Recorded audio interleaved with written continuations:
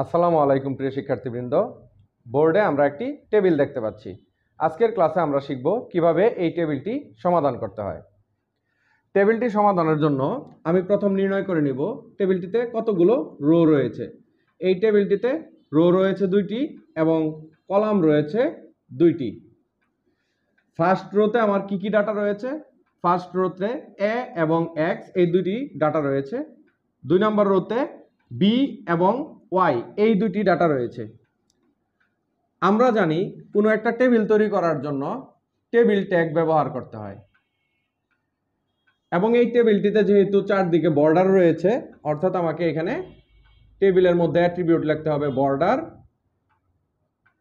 সাধারণত বর্ডারের অ্যাট্রিবিউট আমরা 1 লিখে থাকি। টেবিল বর্ডার 1 লেখার পর আমি এই ফার্স্ট রো যে আছে সেই রোটা শুরু করব। এজন্য আমি লিখব টিআর।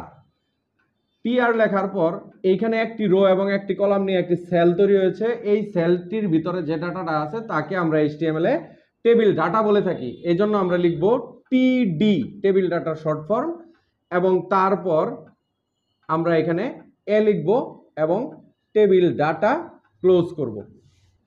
এরপর দ্বিতীয় যে ডাটাটা রয়েছে আমরা সেই ডাটাটি নিব, টিডি লিখব এবং এক্স লিখে টেবিল ডাটা ক্লোজ করব। যেহেতু এক্স এর পর এই রোতে আর কোনো ডাটা নেই, এই জন্য আমরা টেবিল রোটি ক্লোজ করে দিব। এরপর আমরা চলে যাব দ্বিতীয় রোতে। দ্বিতীয় রোটি শুরু করার জন্য আবারও টিআর লিখতে হবে। টিআর লেখার পর ফার্স্ট টেবিল ডাটা হিসেবে আছে বি, এই জন্য আমরা টিডি লিখে বি লিখব এবং টেবিল ডাটা ক্লোজ করব।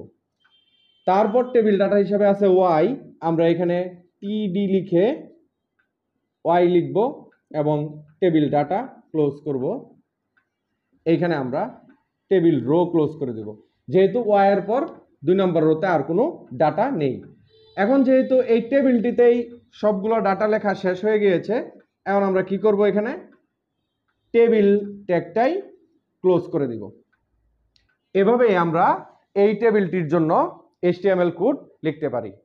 আশা করি বুঝতে পেরেছেন।